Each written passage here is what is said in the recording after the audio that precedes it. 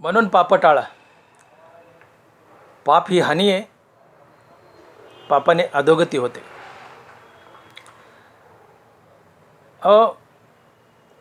मांस खाणं पाप आहे, दारू पिणं महापाप आहे. आज समाजातील 90% माणसं दारू पितात. 90%, 10% सोडा, 90% माणसं दारू पितात. दारू पिणं महापाप आहे. मटण खाणं पाप आहे. मटण खाणाऱ्या माणसाला नरकाशिवाय गती नाही, हे नाथ महाराज भागवतात बोलत आहेत. महाराज लिहित आहेत, आवडी खावया मांसा या स्वर्गाची आसा, जे करीती पशुहिंसा त्या पुरुषा अद्दपतन नरकवास. नाथ महाराज, जो मटण खातो, मांस खातो, त्याला नरकाशिवाय गती नाही, त्याचं अद्दपतन होतो, तो नरकालाच जातो. मांस खाणाऱ्याला नरकाशिवाय गती नाही आहे. आता हा आपला घात आहे. मांस खाणं पाप आहे, पापाने घात होतो. तुम्ही नरकाला जाता म्हणजे घात झाला. मटण तरी पाप आहे, पण दारू तर महापाप आहे. महापाप आहे. दारू पिल्याने ब्रह्महत्येचं पातक लागतं. ब्रह्महत्या महापाप आहे. ब्रह्महत्याने जी पातक लागतं महापाप, तितकं महापाप दारून लागतं. आणि आज सर्रास लोक दिवसात 2 टाईम दारू पितात, किमान 1 टाईम तरी पितात. व्यसन फॅशन बनत चाललंय. आपला घात करू नका, नका करू नाश आयुष्याचा. संत वाङ्मयाला शरण या. संत काय सांगतात ते ऐका. पैसा चोरणं पाप आहे, सोनं चोरणं महापाप आहे. तुम्ही भ्रष्टाचार करता, मोठ्या पदावर आहेत, खूप शिकलेत, पण भ्रष्टाचार करतायत, लबाडीने पैसा लुटतायत, पाप आहे. पापाने अधोगती नरकाला जाल. भ्रष्टाचार करणं, लबाडीने पैसा लुटणं पाप आहे. पैशाची चोरी पाप आहे, सोन्याची चोरी महापाप आहे. परस्त्री भोगता पाप आहे, गुरुची पत्नी भोगता महापाप आहे. परस्त्री भोगणं पाप, गुरुची पत्नी भोगणं महापाप. भ्रष्टाचार करणं, पैसा चोरणं पाप, सोनं चोरणं महापाप. मांस खाणं पाप, दारू पिणं महापाप. शिवीगाळ करणं, कुणाला हाणणं मारणं पाप, कुणाचा खूनच करणं महापाप. ही 4 महापापाने, 4ही महापापाला मदत करणे 5वं महापाप. तुम लढो हम कपडे सांभाळते. ब्रह्महत्या, सुरापान, स्तेय, गुरुवांगनागमन. आणि किरकोळ छोटी मोठी उपपापत आहेतच, बारीक सारीक. ही पाप टाळा. परपीडा केली की पाप जन्माला येतं. तुम्ही दुसऱ्याला त्रास दिला, मग तुम्ही भ्रष्टाचार केला, समोरच्याचं अंतःकरण तळतळलं, तुम्हाला हाय लागली, त्याला पीडा झाली, पाप जन्माला आलं. परस्त्री भोगली, तिची हाय लागली, परपीडा झाली, पाप जन्माला आलं. तुम्ही काही चुकीचं वर्तणूक केलं समोरच्यासोबत की त्याला पीडा होते, आणि त्या पिढ्यातून पाप जन्माला येतं. पापाने अधोगती होते, मनुष्य नरकाला जातो. पाप करणं हा आपला घात आहे. आणि म्हणून महाराज इथं खडसावून सांगतायत की पुण्य परोपकारा पाप ते परपीडा. अर्थात पुण्याचा जन्म फक्त परोपकारातूनच होतो, आणि पापाचा जन्म फक्त परपीडेतूनच होतो. आणि पुढे महाराज खडसावून सांगतात की अनेक नाही जोडा दुजायसी.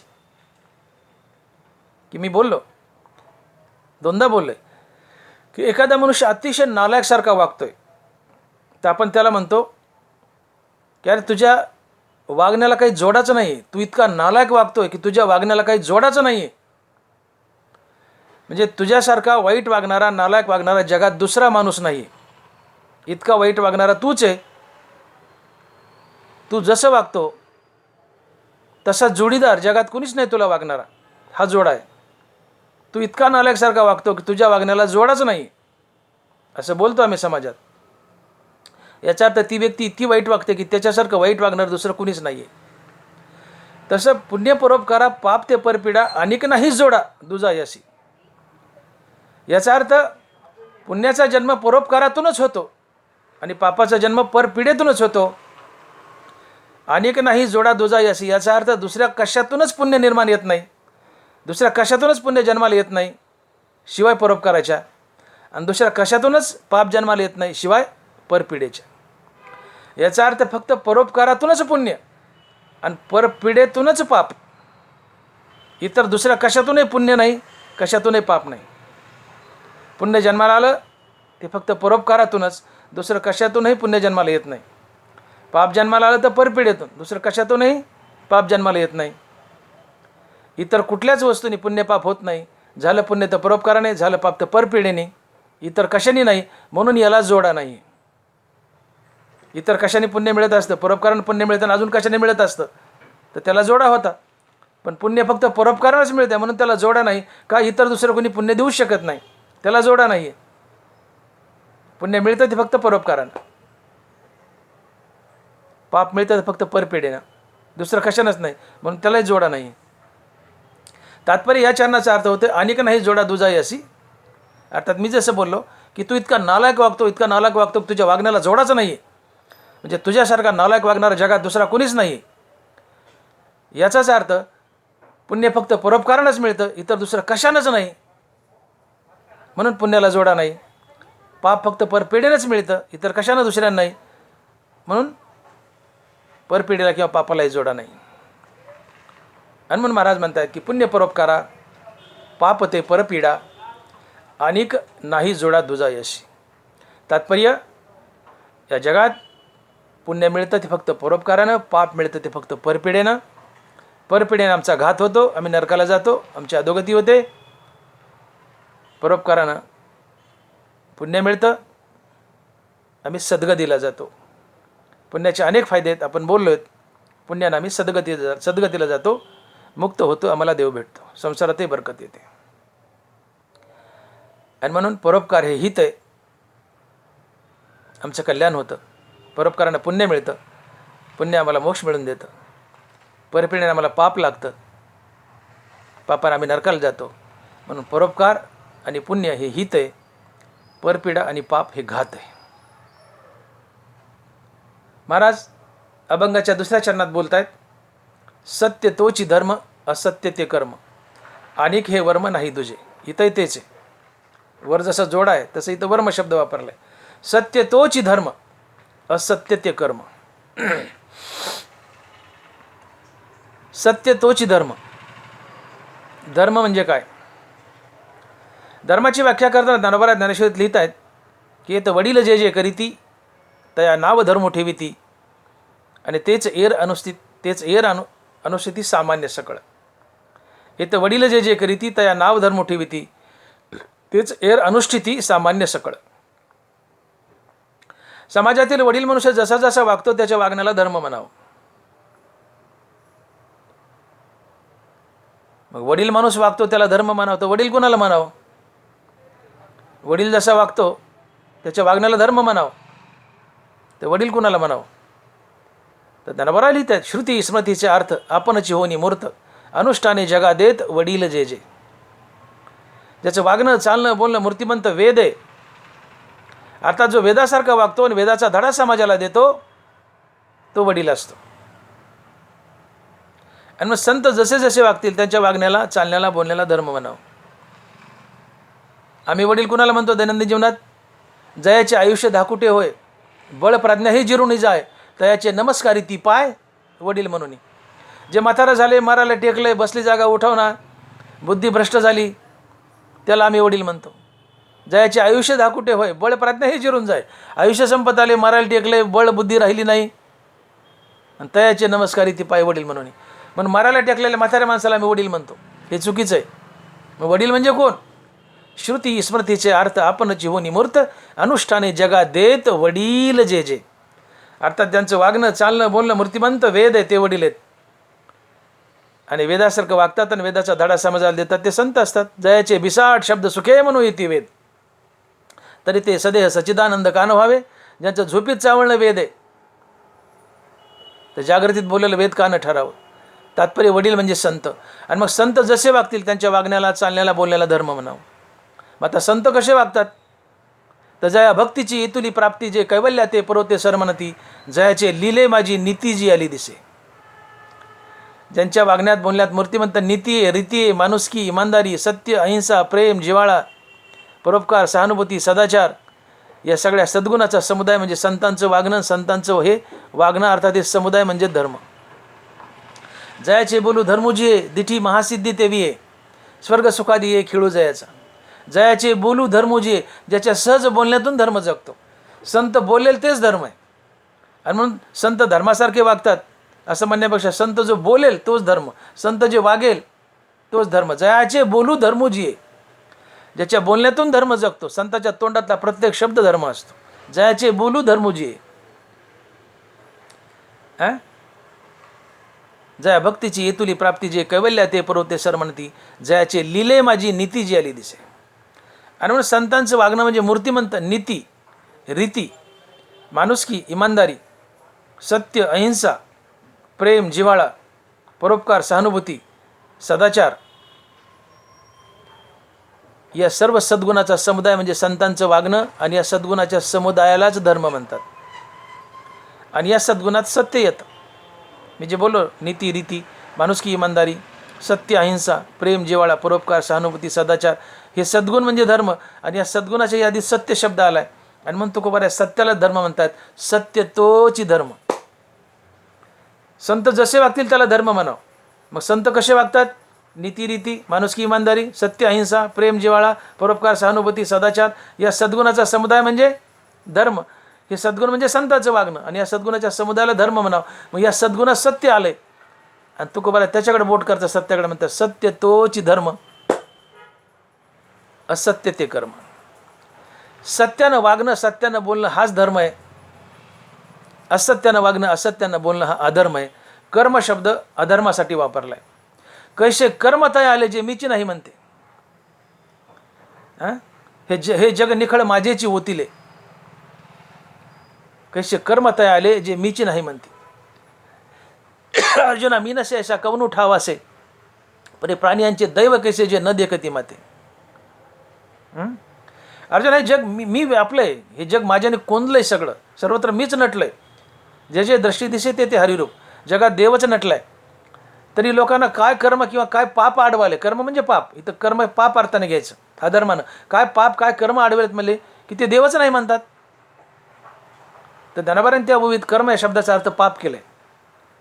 कैसे कर्म तया आले जे मीची नाही म्हणती. काय पाप काय कर्म आडवाले म्हणलेलं की जे देवच नाही म्हणतात. तसं असत्य ते कर्म. कर्म म्हणजे पाप. इथं पाप अर्थ आहे कर्माचा. पाप म्हणजे अधर्म. अर्थात असत्य म्हणजे अधर्म, अधर्म म्हणजे पाप, कर्म म्हणजे पापच. म्हणून सत्य हा धर्म आहे, असत्य हा अधर्म आहे, अर्थात पाप आहे. सत्य तोची धर्म, असत्य ते कर्म. सत्यानं वागा तो धर्म आहे. आणि धर्म म्हणजे रीतीने वागणं. आपण बोललो नीती, रीती, माणुसकी, इमानदारी, हे सगळं सद्गुणाचा समुदाय. एका शब्दात बोलायचं झालं तर धर्म म्हणजे नीतिमूल्य. नीती, रीती, माणुसकी याला धर्म म्हणावं. रीतीने वागणं हाच धर्म असतो. माणसानं माणसासोबत रीतीनं वागणं हाच धर्म आहे. आणि म्हणून धनाबारा बोलतात की किंबहुना नृपा पार्थ झाला पूर्ण कृपा, जयापाशी साक्षेपा रीती आहे. ओवी पुन्हा एकदा ऐका. किंबहुना नृपा पार्थ झाला से पूर्ण कृपा, जयापाशी साक्षेपा रीती आहे. देवाने अर्जुनाला गीता सांगितली याचं एकच कारण आहे. अर्जुनापाशी रीत होती. रीत. अर्जुन रीतीने वागत होता आणि रीतीने युद्ध करत होता. अर्थात अर्जुनाजवळ नीती होती, रीती होती. आणि माणसानं माणसासोबत रीतीनं वागणं हाच धर्म असतो. आणि म्हणून जो अर्जुन रीतीने वागत होता, रीतीने युद्ध करत होता, त्या अर्जुनाला देवानं गीता सांगितली. किंबहुना नृपा पार्थ झाला पूर्ण कृष्ण कृपा, जयापाशी साक्षेपा रीती आहे. र रथाचं र रीती आहे. माणसानं माणसासोबत रीतीनं वागणं हाच धर्म. माणसासोबत रीतीने वागणं हाच धर्म आहे.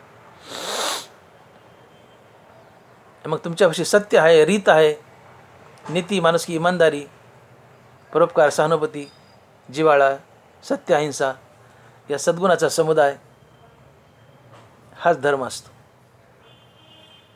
आणि धर्मानंही आता नीती, रीती, माणुसकीने, इमानदारीने, परोपकार वागलं म्हणजे हा धर्म आहे. धर्म म्हणजे या धर्मातून पुण्य मिळतं.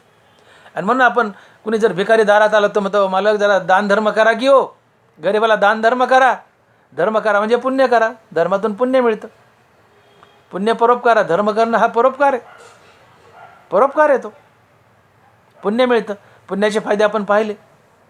मग सत्यानं वागा. सत्य हाच धर्म आहे. धर्मानं पुण्य आणि पुण्यानं देव जोडला जातो. पुण्यानं संसारात बरकत येते. द्रष्टावर विजय मिळतो. द्रष्टा विजय म्हणजे संसारात न दिसणाऱ्या वस्तू म्हणजे श्रीमंती येते, आणि अद्रष्ट म्हणजे न दिसणारा, हो द्रष्ट म्हणजे दिसणाऱ्या वस्तू मिळतात, संसारात बरकत येते, आणि अद्रष्ट म्हणजे न दिसणारा देव भेटतो, हे पुण्यानं घडतं. द्रष्टा अद्रष्ट विजय हो आविज, सत्यानं वागा, सत्य बोला. ज्ञानोबराय सत्याची माहिती सांगताना बोलतायत की जी ज्ञानेश्वरी मी लिहिली हा माझ्या जीवनातील सर्वात मोठा चमत्कार आहे. ज्ञानोबरायांनी रेडा बोलवला, जड भिंत चालवली, पाठीवर मांडे भाजले, सच्चिदानंद बाबाचं प्रेत उठवलं.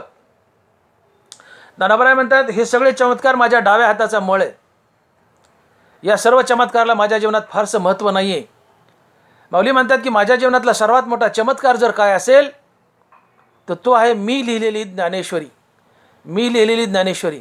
सच्चिदानंद बाबाचं प्रेत उठवलं हा फार मोठा चमत्कार नाही आहे. भिंत चालवली फार मोठा चमत्कार नाही आहे, माऊलीच्या दृष्टीनं फार मोठा चमत्कार नाही आहे. पाठीवर मांडे भाजले फार मोठा चमत्कार नाही आहे. रेड्यामुखी वेद बोलवला हा फार मोठा चमत्कार नाही. मग माझ्या जीवनातला सगळ्यात मोठा चमत्कार काय, तर मी लिहिलेली ज्ञानेश्वरी. ज्ञानोबराय बोलतात की मी ज्ञानेश्वरी लिहिण्यास पात्र का झालो, मला ज्ञानेश्वरी का लिहिता आली. माऊली लिहित आहेत स्वमुखानं ज्ञानेश्वरीत, माझी या सत्यवादाचे तप वाचा केले बहुत कल्प, तया फळाची महाद्वीप पातली प्रभू. माझी या सत्यवादाचे तप वाचा केले बहुत कल्प, तया फळाची महाद्वीप पातली प्रभू. ज्ञानेश्वरी लिहिण्याची पात्रता माझ्या अंगात का आली, याचं एकच कारण की जेव्हा जेव्हा मी अवतार धरून आलो त्या प्रत्येक अवतारात मी माझ्या वाचेने सत्य बोलत गेलो, मी एकदाही खोटं बोललो नाही. आणि या सत्याच्या बळावर मला ज्ञानेश्वरी लिहिण्याची पात्रता आली. एवढं जीवनात सत्य बोलण्याला महत्त्व असतं.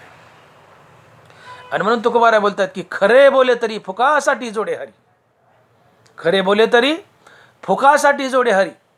तुम्ही आयुष्यभर एकच व्रत करायचं, सातत्यानं खरं बोलायचं, कधीच खोटं बोलायचं नाही. पांडुरंग परमात्मा सलाम ठोकून तुमच्या समोर येतो, तुम्हाला भेट देतो, त्याची प्राप्ती होती. एकच व्रत पाळायचं, आयुष्यात कधी खोटं बोलायचं नाही, सातत्यानं खरं बोला, देव भेटतो.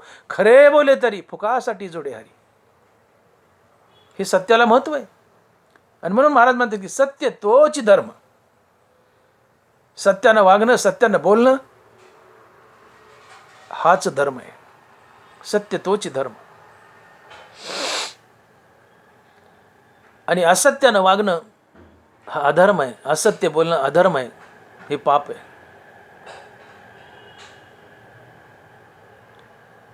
असत्य बोलणं किती पाप असतं, किती हानी होते. महाभारताचं युद्ध चालू आहे, 10-11 दिवस झाले युद्धाचा काही परिणाम दिसून येईना. कौरवाचं पारडं जड पडायलंय, युद्धाचा परिणाम दिसून येईना. भगवान श्रीकृष्ण युधिष्ठिराकडे गेले आणि म्हणाले, दादा. युधिष्ठिर मोठा होता, कृष्ण युधिष्ठिरला दादा म्हणायचे. आत्याची मुलं होती, वयानं मोठे. युधिष्ठिर म्हणले दादा. कृष्ण बोलतायत, युधिष्ठिरला म्हणतात दादा. 11 दिवस झाले युद्धाचा काही परिणाम दिसून येईना, कौरवाचं पारडं भारी पडायले, आपल्याला अर्थात पांडवाला युद्ध जिंकायचं ना. युधिष्ठिर म्हणतो हो. कृष्ण म्हणतात मग युधिष्ठिरात तुला खोटं बोलावं लागेल.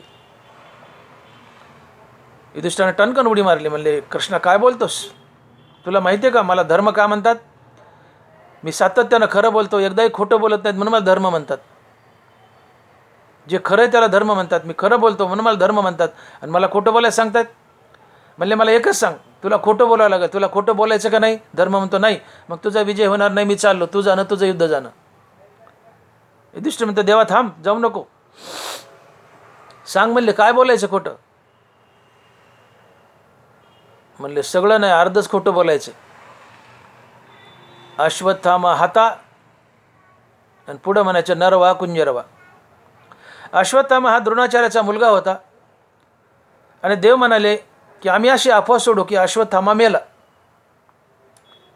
आणि अश्वत्थामा ही बातमी मेला ही बातमी ऐकली, अश्वत्थामा मेला ही बातमी ऐकली आणि द्रोणाचार्याच्या कानावर गेली की पुत्रप्रेमानं हा द्रोणाचार्य विवळ होईल, हादबल होईल, गळून जाईल, धनुष्य टाकेल, आणि शोक करत बसेल. आणि मग त्यावेळेस आपण द्रोणाचार्याला मारू. आधी त्यांनी तर अधर्म केलाच म्हणले आपल्या अभिमन्यूला मारून, आता आपण अधर्म करू.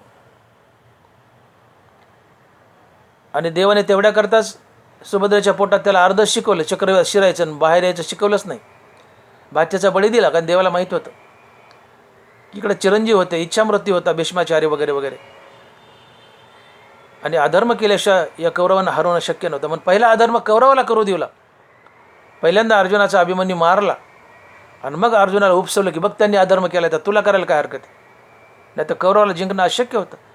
अहो पितामह इच्छामृत्यू होता, रोज 1000 माणसं मारायचा आणि इच्छामृत्यू, त्याला मरणच नाही म्हणलं त्याला कोण मारील. ते कृपाचार्य आणि तो अश्वत्थामा चिरंजीव होते, त्यांना कोण मारील. कसं युद्ध जिंकायचं, समोरचे मरतच नाहीत. म्हणून देवाने युक्ती केली, आधी अधर्म त्यांना करू दिला, अभिमन्यू मारू दिला आणि मग अधर्म करण्यासाठी पांडवांना उपसवलं. आणि देव म्हणतात की युधिष्ठिरा, आम्ही अश्वत्थामा मेला अशी अफवा पसरू आणि अश्वत्थामा नावाचा हत्ती आहे, मरेल फक्त हत्ती, पण अश्वत्थामा मेला ही बातमी सोडली की द्रोणाचार्याला खरं वाटणार नाही. तो तर चिरंजीव आहे. मग तो सत्याची पडताळणी करण्यासाठी फक्त युधिष्ठिराकडे येईल, कारण या युद्धाच्या रणांगणावर फक्त एकच माणूस आहे की जो सत्य बोलतोय आणि तो आहे युधिष्ठिर.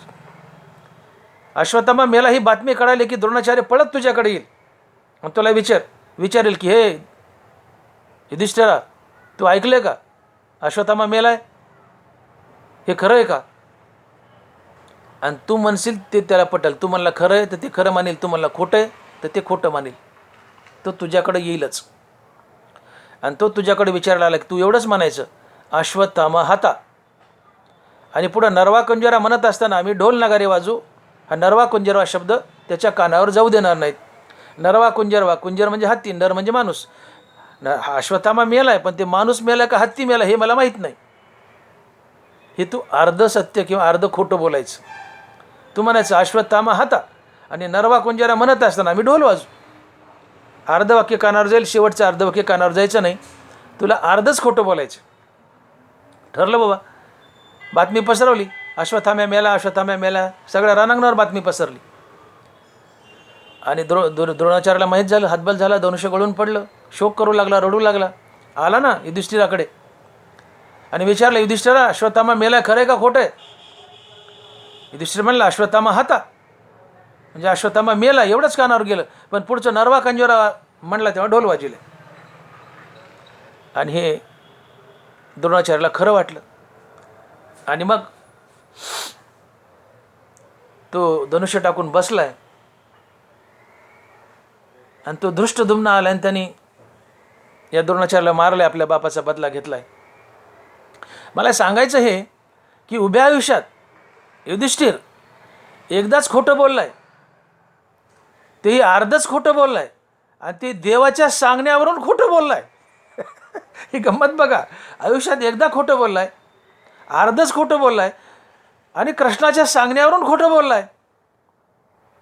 नुकसान काय झालंय, स्वर्गारोहणाच्या वेळेस युधिष्ठिराच्या उजव्या पायाचा अंगठा गळून पडला.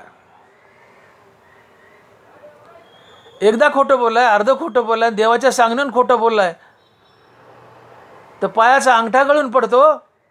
आम्ही आयुष्यात सातत्यानं खोटीच बोलणारी माणसं, आमचं काय काय गळून पडावं, आमचं काय काय गळून पडावं. वधविले नारायणे मुखे धर्मा, अंगुष्ठा त्या कर्मासाठी गेला. आयुष्यात अर्ध खोटं बोललाय, एकदाच बोललाय आणि देवाच्या सांगण्यावरून बोललाय. परिणाम काय झाला, पायाचा अंगठा गळून पडला स्वर्गाला जाताना.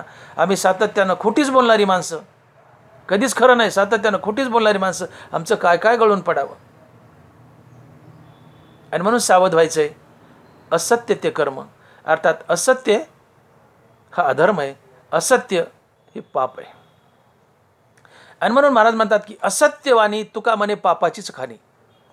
असत्यवाणी तुका म्हणे पापाचीच खाणी. जो खोटं बोलतो तो पापाची खाणी, तो नरकालाच जातो. खोटं बोलणारा नरकालाच जातो. असत्यवाणी तुका म्हणे पापाचीच खाणी. नाथ महाराज बोलतायत, तो अर्थ असे जयापासी, का अर्थ अपेक्षा जाय अशी तेथ असत्य कुटुंबेसी धन मिरासी मिथ्यत्व. धन मिरासी मिथ्यत्व.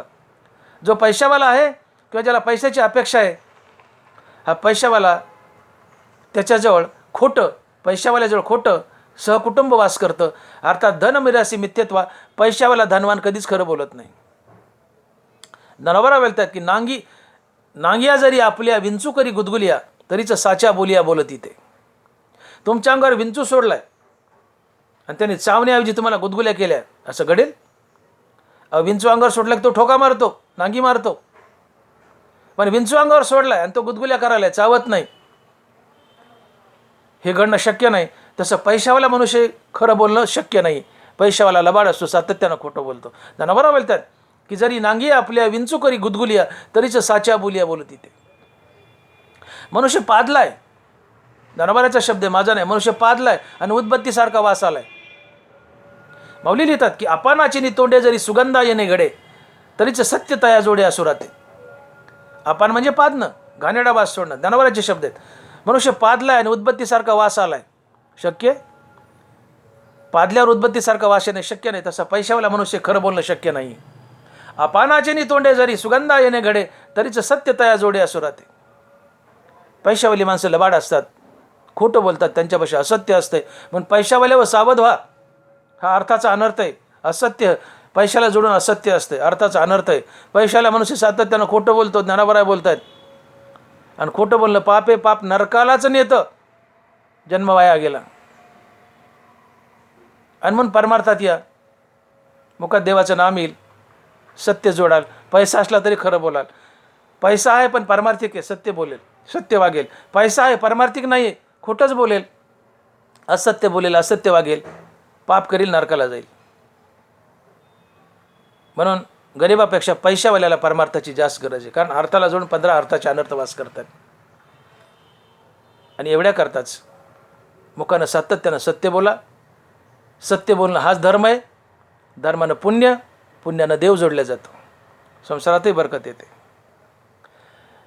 असत्य बोलणं हाच अधर्म, असत्य बोलणं हेच पाप, पापाने अधोगती, तुम्ही नरकाला जाता. ही हानी आहे, ही हानी आहे. आणि म्हणून सत्य बोलणं हे हित आहे, असत्य बोलणं, असत्य वागणं ही हानी आहे. आणि म्हणून महाराज म्हणतात सत्य तोची धर्म, असत्य ते कर्म, अनिक हे वर्म नाही दुजे. जसं मागच्या चरणात सांगितलं की अनिक नाही जोडा दुजा यसी. पुण्यानंच पाप, इतर कशानंच परोपकारानंच पुण्य, परोपकारानंच पुण्य, इतर कशानं पुण्य मिळतच नाही. याला जोडाचं नाही. दुसरं कोणी पुण्य देऊ शकत नाही, परोपकारच पुण्य देतं. परपिडाच पाप देतं, इतर कोणी देऊ शकत नाही. याला जोडाचं नाही. तसं इथं सत्य तोची धर्म, असत्य ते कर्म. अर्थात सत्य वागणं हाच धर्म आहे, इतर दुसरा धर्मच नाही. असत्य वागणं हाच अधर्म आहे, इतर दुसरा अधर्मच नाही. का सत्यामध्ये सगळं आलं. नीतिरीती, माणुसकी, इमानदारी, प्रेम, अहिंसा, जिव्हाळा हे सगळं सत्य. कारण मुखात हरणाम आलं की सत्यानं वागतो. सत्यामध्ये सगळ्याचा अंतर्भाव होतो. आणि म्हणून नीतिरीती, माणुसकी, इमानदारी, सत्य, अहिंसा, प्रेम, जिव्हाळा, परोपकार, सहानुभूती हे जे सद्गुण आहेत, संतांचं वागणं याला धर्म म्हणतो. या सगळ्याचा समावेश या सत्यात होतो. म्हणून एका शब्दात तुकोबाराय म्हणतात की सत्य तोची धर्म. च लावले चकारात्मक. सत्य तोची धर्म. सत्य हाच धर्म आहे. सत्यानंच धर्म जगतो, इतर कशानंच नाही. म्हणून हे वर्म आहे. जसं वर म्हणले की परोपकारानंच पुण्य, इतर कशानंच नाही, त्याला जोडीच नाही. इतर कोणी पुण्य देऊ शकत नाही, परोपकारच पुण्य देतं. परपिडाच पाप देतं, इतर कोणी देऊ शकत नाही, त्याला जोडाच नाही. तसं इथं सत्य तोची धर्म हे खरं वर्म आहे. आणि असत्य ते अधर्म आहे, हे वर्म आहे. अर्थात सत्य हाच धर्म आहे, असत्य हाच अधर्म आहे, पाप आहे. आणि हे यातलं वर्म आहे. मग सत्य तोची धर्म, असत्य ते कर्म, अनेक हे वर्म नाही दुजे. म्हणून सत्यानं वागा, सत्य हा धर्म आहे. धर्मानं पुण्य, पुण्य सद्गती आहे. हे हित आहे. सत्यानं वागणं हित आहे. असत्य पाप आहे. असत्यानं अधर्म, अधर्मानं पाप, पापाने अधोगती, ती हानी आहे. म्हणून सत्य हे हित आहे, असत्य ही हानी आहे. पुढे तिसऱ्या चरणात महाराज बोलतात की गती तेची मुखी नामाचे स्मरण, अधोगती जाण विनमुक्ता. सद्गती, जीवनाची गती, जीवनाची प्रगती, गती मग ती कुठली असो, परमार्थिक असो लौकिक असो, गती सद्गती ही परमार्थिक झाली, परमार्थिक गती. संसारातली भरभराट ही लौकिक गती झाली. तुमची गती संसारातली असो की परमार्थातली असो, ती कशामध्ये लपलेली आहे? गती तेची मुखी नामाचे स्मरण. भगवंताचं नाम मुखात असेल तर संसारातही गती लाभते, संसार वर येतो, आणि परमार्थातही गती लाभते, अर्थात मोक्ष मिळतो. आणि म्हणून हित ते करावे देवाचे चिंतन, हित ते करावे देवाचे चिंतन. भगवंताचं नाम घेणं हेच हित आहे. आणि हित ते करावे देवाचे चिंतन. गती तेची मुखी नामाचे स्मरण. आमच्या जीवनाची गती प्रगती काय? लौकिक आणि पारमार्थिक दोन्ही गती काय? भगवंताचं नामस्मरण. आणि भगवंताचं नामस्मरण हे हित आहे. आणि म्हणून हित तेची करावे देवाचे चिंतन. भगवंताचं नामस्मरण हे हित आहे, भगवंताचं विस्मरण ही हानी आहे. भगवंताचं विस्मरण ही हानी आहे. जो भगवंताच्या नामाला विसरलाय, ज्यांनी भगवंताच्या नामाकडे पाठ फिरवली, तो पापी असतो. नामाशी विन्मुख तो नर पापी आहे. पापी कोण? ज्याच्या तोंडात देवाचं नाव नाही, तोच पापी. नामाशी विन्मुख तो नर पापी आहे. निंब निंबोळ्या मोडून आला, तो कावळ्याशी सुकाळू झाला, तैसा भक्तिहीन वाढिन्नला दोषाची लागी. सकारात्मक बोललेत ना, बरं आहे. भक्तिहीनी वाढुन्नला दोषाची लागी, दोषाची लागी. जो भक्तिहीन आहे, ज्याच्या तोंडात देवाचं नाव नाही, ज्याने भक्तीकडे पाठ फिरवली, त्याचं जगणं फक्त दोष आणि पाप करण्यासाठीच असतो. भक्तिहीन वाढिन्नला दोषाची लागी. मुखात देवाचं नाव आहे, हृदयात दया आहे. हृदयात दया आहे, जीवनात धर्म अर्थात नीतिमूल्य आहेत, सदाचार आहे, सत्य आहे, याने सद्गती लावेल. मुखात देवाचं नाव नाही आहे, हृदयात दया नाही आहे, निर्दयी आहे. निर्दयी म्हणून अधर्मी आहे, पापी आहे, पर पीडक आहे, जगाला त्रासच देईल, पापच कमेल, नरकाला जाईल. आणि मग ज्ञानोबा बोलतात की पै हिवराची दाट सावली, सज्जने जैसी वाळिली, तैसी पुण्य डावलोनी गेली या भक्तात. हिवरा शापित वृक्ष आहे. सज्जन मनुष्य हिवराच्या सावलीखाली बसत नाही, त्या हिवराला कट मारून बाजून निघून जातो. जसा सज्जन मनुष्य हिवराखाली बसत नाही, त्याला कट मारून बाजून निघून जातो, तसं पुण्य ही अभक्त माणसाला कट मारून बाजून निघून जातं. अभक्त माणसाच्या जीवनात कधीच पुण्यकर्म येत नाहीत, आली तर पाप कर्मच येतात. अभक्त सातत्याने पापच करतो आणि समाजाला पीडा देतो. तशी पुण्यकर्मे डावलोनी गेली अभक्तात. अभक्ताच्या जीवनात पुण्यकर्म येत नाही, आलं तर पापच येतात आणि समाजाला पीडा देतो. आणि म्हणून शहाणे व्हायची गरज आहे. मुखात भगवंताचं नाम हीच जीवनाची गती आहे. मुखात भगवंताचं नाम नाही, ही हानी आहे, ही अधोगती आहे. नामाला विन्मुख झाला ती हानी आहे, अधोगती आहे. मुखात नाम नाही, हृदयात दया नाही. हृदयात दया नाही, निर्दयी व्हाल. निर्दयी कडू असतो, पापी असतो, तो कोणाचाच नसतो, स्वतःचा असतो. निर्दयी कडू असतो, अधर्मी असतो, पापाने वागतं, आणि पापाने वागून अधोगतीला जातो, नरकाला जातो. म्हणून परमार्थात या मुखानं देवाचं नाव घ्या. मुखानं देवाचं नाव घेणं ही जीवनाची गती आहे. देवाच्या नावाला विसरणं ही अधोगती आहे, ही हानी आहे. आणि म्हणून गती तेची मुखी नामाचे स्मरण, अधोगती जाण विनमुक्त. देवाचं नाव ही गती आहे. देवाच्या नावानं काय मिळत नाही? अवघे लाभ होती एका या चिंतने, नाम संकीर्तने गोविंदाच्या. काय नव्हे केले एका चिंतिता विठ्ठले. एका विठ्ठलाच्या नामस्मरणानं अवघे लाभ होतात. तुम्हाला प्रत्येक गोष्ट मिळते. विठ्ठलाच्या नावानं तुम्ही द्रष्टावर विजय मिळवता. द्रष्टावर विजय म्हणजे दिसणाऱ्या वस्तू, अर्थात संसारातली बरकत, आणि अद्रष्टावर विजय म्हणजे न दिसणारा देव. मग अजून काय मिळवायचं तुम्हाला? विठ्ठलाच्या नावानं तुम्ही द्रष्टावर विजय मिळता, म्हणजे संसारात तर बरकत येतेच, पण देवाची प्राप्ती होते. ह्याच्यापेक्षा काय मिळवायचं असते? आणि म्हणून काय नव्हे केले एका चिंतिता विठ्ठले, अवघे लाभ होती एका या चिंतने नाम संकीर्तने गोविंदाच्या. विठ्ठलाच्या नावानं तुम्ही प्रत्येक गोष्ट प्राप्त करू शकता, द्रष्टावर विजय मिळू शकता, संसारात बरकत येते, देवही भेटतो, मोक्षही मिळतो, संतपदही मिळतं. आणि म्हणून देवाचं नाव घ्या. आणि म्हणून देवाचं नाव घेणं हे आमचं हित आहे. आणि म्हणून महाराज म्हणतात की गती तेची मुखी नामाचे स्मरण, अधोगती जाण विनमुक्ता. देवाचं नाव घेणं ही जीवनाची गती आहे, त्याने सद्गती लाभते. आणि देवाच्या नावाला विसरणं ही अधोगती आहे, तुम्ही नरकाला जाता. गती तेची मुखी नामाचे स्मरण, अधोगती जाण विनमुक्ता. पुढे 4थ्या चरणात महाराज म्हणतात की संताचा संग तोच स्वर्गवास, नरक तो उदास अनर्गळा. नरक तो उदास अनर्गळा. संतांची संगती. जागोजाग तुकोबाराने संतांची संगती मागितली स्वतःला, आणि तुम्हाला या संतांची संगती करा म्हणतायत.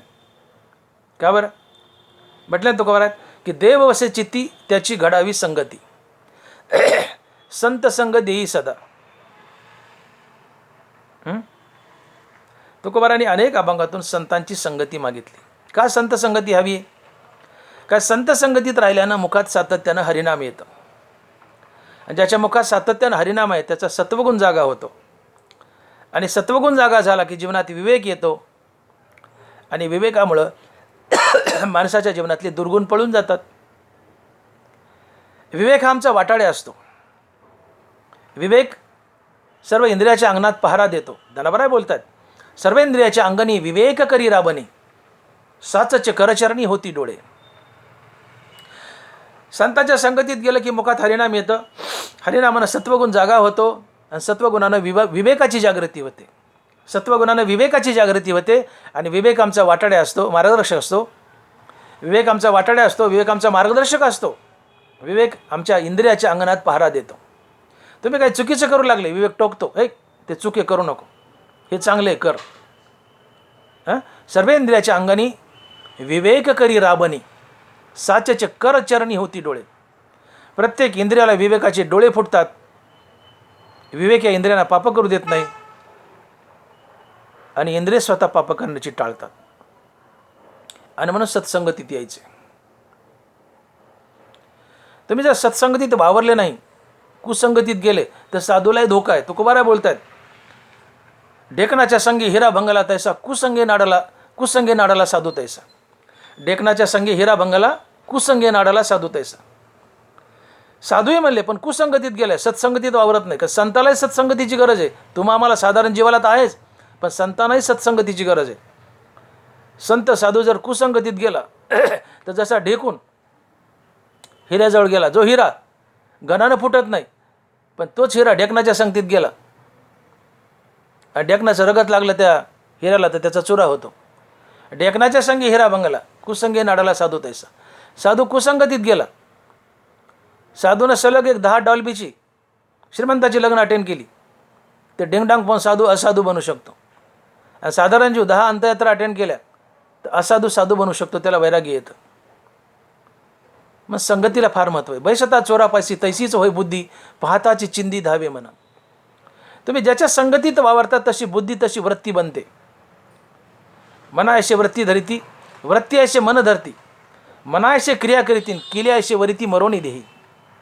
वृत्ती ऐसे मन धरिती, मना ऐसे क्रिया करीती, आणि केल्या ऐसे वरिती मरोनी देही. बरोबर आहे. तुम्ही कुणाच्या संगतीत राहतात तशी वृत्ती होते, आणि वृत्तीसारखं मन होतं. जसं मन तशा क्रिया, आणि जशी क्रिया तशी फळं असतात. तुम्ही संतांच्या संगतीत राहिले, तुम्ही संत बनण्याचा प्रयत्न कराल, हरिनाम घ्याल. तुम्ही कुसंगतीत गेले, वाईटाच्या संगतीत गेले तर तुम्हाला कुबुद्धी होईल, साधू असाधू बनू शकतो. बैसता चोरापाशी तैसीच होय बुद्धी, पाहताची चिंदी दावे म्हणा. चोराच्या संगतीत गेलं तर कुबुद्धी होते, फाटकं चिंदूक उचला वाटतं. संताच्या संगतीत गेलं तर हरिनाम घ्यावं वाटतं. आणि मग संत संगतीला फार महत्त्व आहे. वाती पडा जैसे पडो लागे काळोखे, निषिद्ध इंद्रिया तैसे सामोरे नाही. संत संगतीत गेलं, मुळात संत संगतीत गेलं, मुखात हरिनाम आलं की दिव्यापुढं जसा अंधार पळून जातो तसं हरिनामापुढं दुर्गुण पळून जातात. आणि म्हणून संत संगतीत या. संत नामधारक असतात, ते तुम्हालाही नाम घ्यायला लावतात. नामापासून दुर्गुण पळून जातात. नामापाशी सद्गुण येतो. आणि या सद्गुणामुळं विवेक जागृती होते. विवेक तुमचा वाटाड्या बनतो, पहारेकरी बनतो. तुम्हाला वाईटापासून टोकतो, चांगल्या मार्गाने नेतो. अर्थात परमार्थाची बॅटरी सारखी चार्ज राहते तुम्ही सत्संगतीत वावरलात तर. आणि कुसंगतीत गेला तर बॅटरी उतरते, तुमची वृत्ती पालटते, साधू असाधू बनू शकतो, धोका असतो. आणि म्हणून कर्ण महादानी होता, भगवत भक्त होता, पण दुर्योधनाच्या संगतीने व्हायला गेला. द्रौपदीला म्हणला माझ्या मांडीवर येऊन बस, इथपर्यंत खाली पडला. कारण कुसंगती, दुष्ट दुर्योधनाची संगती. कर्णासारखा व्हायला गेला. कैकेयी माता कौसल्य मातेपेक्षा रामचंद्रावर जास्त प्रेम करायची, पण वाया गेली का? संगती मंथरीची. कोणाच्या संगतीत वावरते याला फार महत्त्व आहे. मग सज्जनाची संगती करा, संत संगतीत राहा, नामधारकाच्या संगतीत राहा. तुम्ही नामधारक बनाल. नामानं सत्वगुण तेवत राहील आणि सत्वगुणातून विवेकाची जागृती होईल. आणि विवेक आमचा वाटाड्या बनेल, चुकीने वागू देणार नाही. सर्व इंद्रियाला विवेकाचे डोळे फुटतील. आम्ही सदाचरण करू. पण कुसंगतीत गेलात, विवेक मरेल, मुखात नाम नसेल. कुसंगतीत गेलात, मुखात नाम नसेल, विवेक मरेल, अविवेक जागा होईल. आणि अविवेक तुम्हाला पापच करायला होईल, तुमची अधोगती करेल. आणि मग संताची संगती करा हा आग्रह आहे. संताची संगती हेच आहे.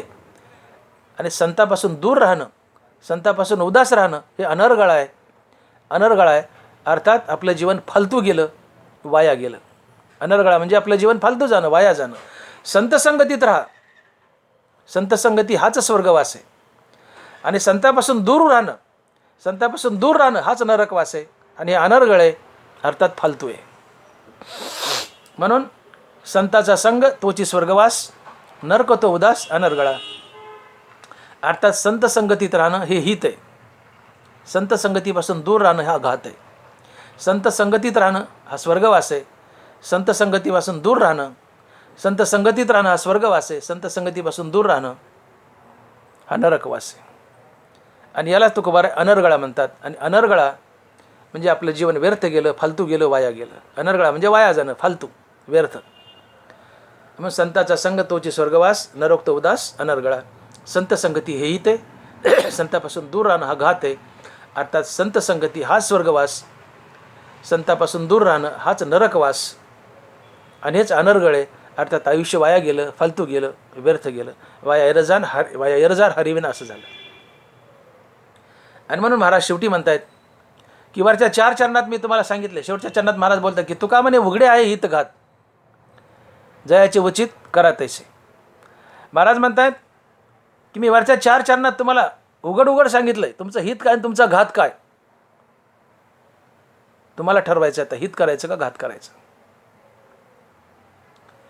परोपकार, सत्य, परोपकार करणं, सत्य वागणं, मुखानं हरिनाम घेणं, संताची संगती करणं हे आमचं हित आहे. परोपकार करणं, सत्य बोलणं, सत्य वागणं, मुखानं देवाचं नाव घेणं, संतांची संगती करणं हे हित आहे. पण परपिडा करणं, असत्यानं वागणं, मुखानं देवाचं नाव न घेणं, संतांच्या संगतीत न राहणं हा घात आहे. तुमची अधोगती होईल. आणि म्हणून आपलं हित आणि आपला घात समजून घ्या आणि कसं वागायचं ठरवा. तर साहजिकच मी अपेक्षा करतो तुम्ही परोपकार कराल, सत्य बोलाल, सत्य वागाल, मुखानं देवाचं नाव घ्याल, संतांच्या संगतीत याल, हे तुमचं हित आहे. आणि असंच तुम्ही वागाल. आणि म्हणून महाराज म्हणतात की तुका म्हणे उघडे आहे हित घात, जयाचे उचित करा तैसे. विठोबा रखुमाई, जय जय विठोबा रखुमाई, विठोबा रखुमाई, जय जय विठोबा रखुमाई. याच्यामध्ये आपण अभंगाचा भावार्थ पाहिलाय. महाराज म्हणतायत की बाबांनो मी उघड उघड तुम्हाला सांगितले तुमचं हित काय घात काय. आता तुमच्यावर सोडले काय करायचं. मी जबरदस्ती करणार नाही. इथं ऑप्शन ठेवले तुकोबारायांनी, काय करायचं तुम्ही ठरवा. हित घात मी समजावून सांगितलंय. काय आमचं हित, परोपकार करणं, सत्यानं वागणं,